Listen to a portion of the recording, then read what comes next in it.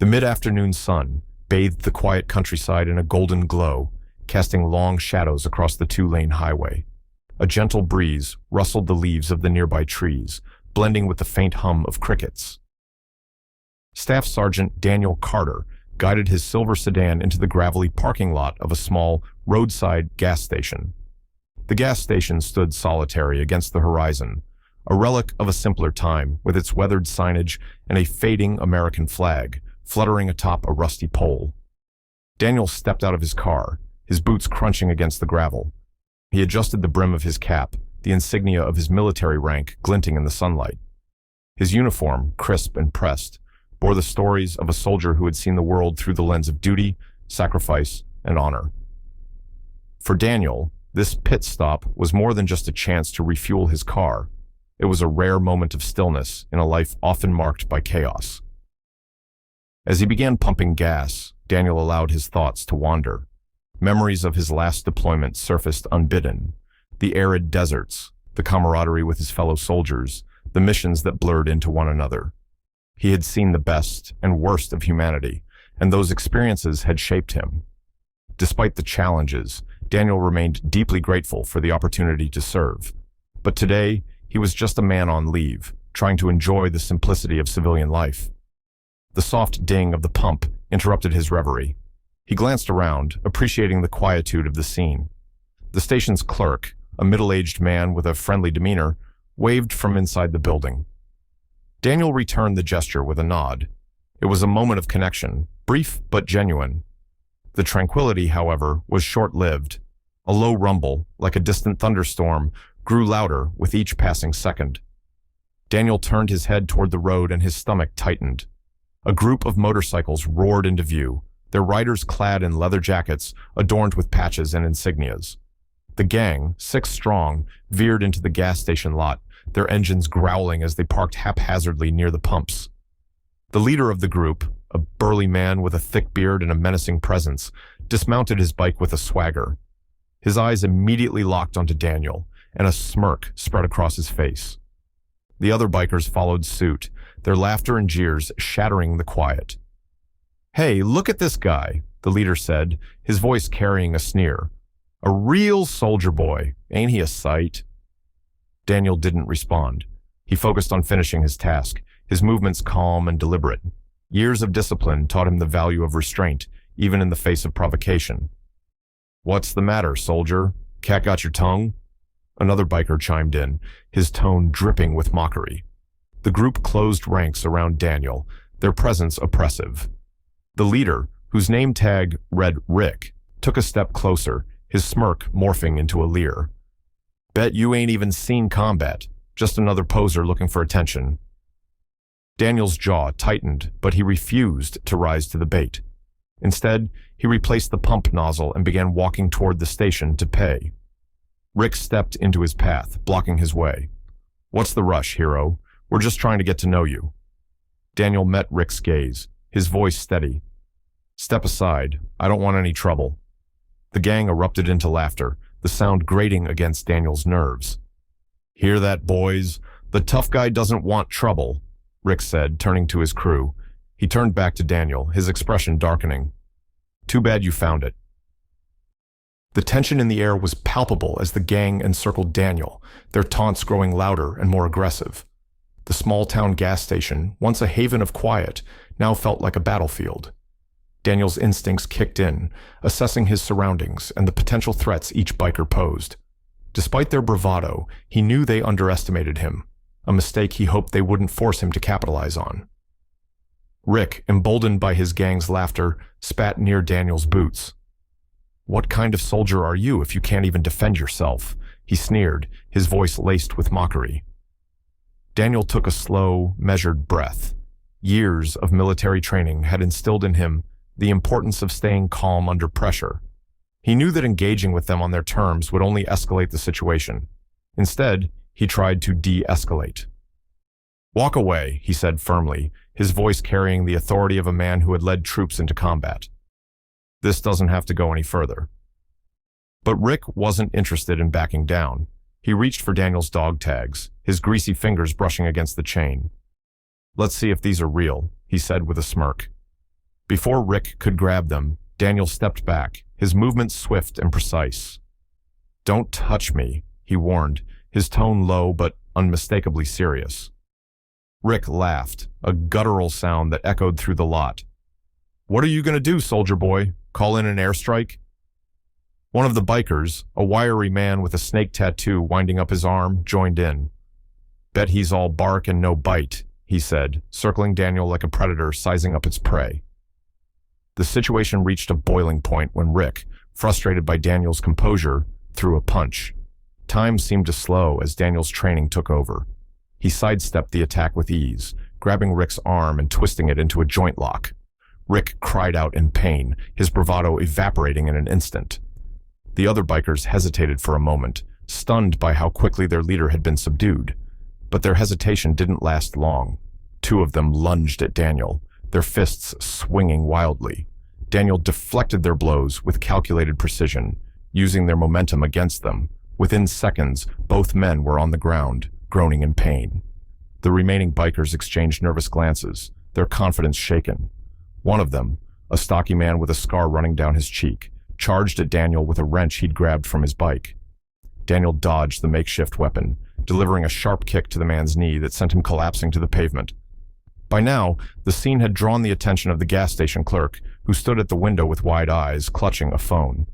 A passing car slowed to a crawl, the driver gawking at the commotion. Rick, cradling his injured arm, staggered to his feet. "You're gonna pay for this," he growled, his voice dripping with venom. "Nobody humiliates me and gets away with it." Daniel didn't respond. He stood tall, his breathing steady, his eyes scanning the scene for any further threats. The gang, battered and defeated, made no move to attack again. The silence was broken only by the sound of approaching sirens, growing louder with each passing second.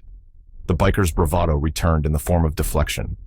Rick turned to his crew and barked, "Stick to the story. He attacked us first." Daniel remained where he was, his posture calm but ready. He knew the arrival of the police would bring another challenge, but he also knew the truth was on his side. As the flashing lights of the patrol car illuminated the scene, he prepared himself for the next battle, one that would be fought not with fists, but with facts. The patrol car screeched to a halt, its flashing red and blue lights cutting through the tension like a blade. Gravel crunched under the officer's boots as he stepped out, a burly man with a neatly trimmed mustache and a no-nonsense demeanor. His name tag read, Officer Jacobs. He adjusted his utility belt, scanning the scene, the scattered bikers nursing their wounds, a visibly unscathed Daniel standing tall, and the gas station clerk waving frantically from the entrance. "What's going on here?" Jacobs demanded, his hand hovering near his holstered sidearm. His sharp eyes darted between the battered bikers and Daniel. "Everyone stay where you are." Rick, cradling his injured arm, wasted no time stepping forward. "Officer, thank God you're here," he exclaimed, his voice dripping with faux sincerity. "This lunatic just attacked us out of nowhere. We were minding our own business when he went berserk." The other bikers chimed in with exaggerated groans and nods. "He's dangerous," one added, clutching his side as if he'd been gravely injured. "You've got to arrest him." Daniel stood silently, his face unreadable. He knew better than to interrupt or protest prematurely. In situations like these, calmness was his greatest ally. He kept his hands visible and waited for the officer's attention to shift to him. Jacobs turned his gaze to Daniel, sizing him up. "What's your side of the story, sir?" he asked, his tone neutral but cautious. "They approached me while I was pumping gas," Daniel began, his voice steady. "They started with verbal harassment, then surrounded me and blocked my exit. When their leader," he gestured toward Rick, "threw a punch, I defended myself. The rest of them joined in, and I acted accordingly to stop the threat." Jacobs raised an eyebrow. "That's a pretty neat version of events, but these guys look like they've been through the ringer, and you don't have a scratch on you. Anything to say about that?" Daniel met Jacobs's gaze, his tone unwavering. "I used only the force necessary to neutralize the situation. I didn't escalate." Rick scoffed loudly. "He's lying. Look at us." He pointed to his bruised arm and the other biker's injuries. "He's a trained killer, for God's sake. He could have murdered us." Jacobs scratched his chin, clearly conflicted.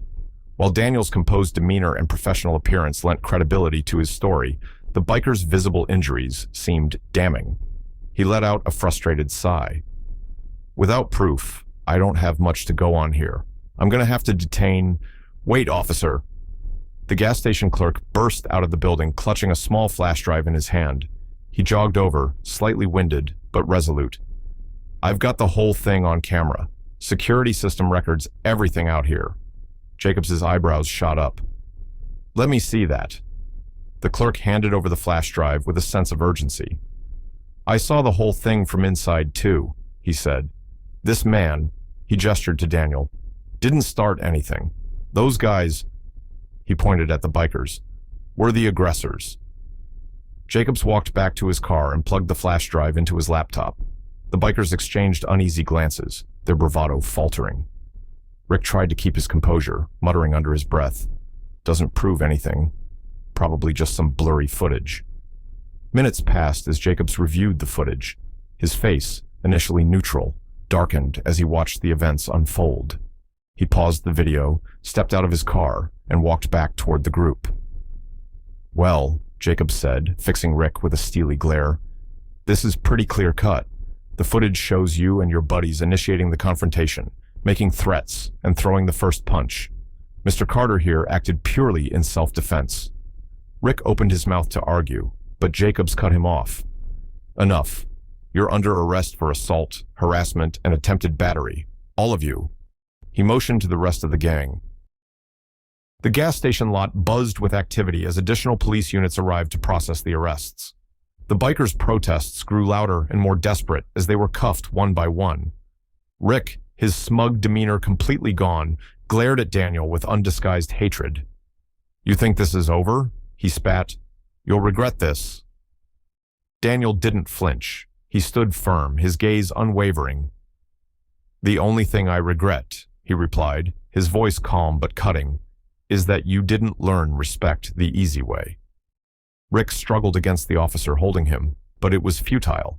He was shoved into the back of a patrol car, his threats muffled as the door slammed shut. Meanwhile, Officer Jacobs approached Daniel. Mr. Carter, he said, extending a hand, I owe you an apology. From what I saw in that footage, you handled yourself admirably. Thank you for keeping your cool and for your service. Daniel shook his hand, nodding. I understand, officer. It's your job to be thorough. The gas station clerk walked over, his hands shoved into the pockets of his apron. I'm just glad I could help, he said, a sheepish smile spreading across his face. You didn't deserve any of that. Thank you, Daniel said, his tone sincere. Not everyone would have stepped in like you did. The clerk shrugged. Well, someone had to. Can't let guys like that get away with it. The conversation was interrupted by the sound of the patrol cars pulling away, their sirens fading into the distance. The lot fell silent once more, the chaos replaced by the familiar hum of the gas pumps and the rustle of leaves in the wind. Daniel returned to his car, taking a moment to collect his thoughts. As he slid into the driver's seat, he glanced at his reflection in the rearview mirror. His uniform, though pristine, carried the weight of the day's events. The dog tags around his neck felt heavier than usual, a reminder of his commitment to stand strong in the face of adversity. Before pulling out of the lot, he looked back at the clerk. The man waved, his gratitude evident in his expression. Daniel returned the gesture, a rare smile breaking through his stoic exterior. As he drove off, the sunlight caught the American flag patch on his sleeve, casting a golden glow across his arm. The open road stretched ahead, a symbol of the freedom and resilience he had fought to protect. For Daniel, the day had been far from quiet, but it served as a poignant reminder of the values he held dear: honor, strength, and the courage to do what was right, no matter the circumstances. Thank you for joining us on this gripping journey of resilience, truth, and justice. Daniel's story reminds us of the importance of staying calm in the face of hostility and trusting that the truth will prevail. It's about choosing courage over fear and holding on to your values, no matter the challenge. If this story moved you, we'd love to hear your thoughts. Leave a comment below and tell us what stood out to you the most. Don't forget to subscribe and hit the bell so you're always in the loop for more inspiring tales. And let us know where you're listening from. We love connecting with our global community. Until next time, stay hopeful, stay strong, and always stand tall for what's right.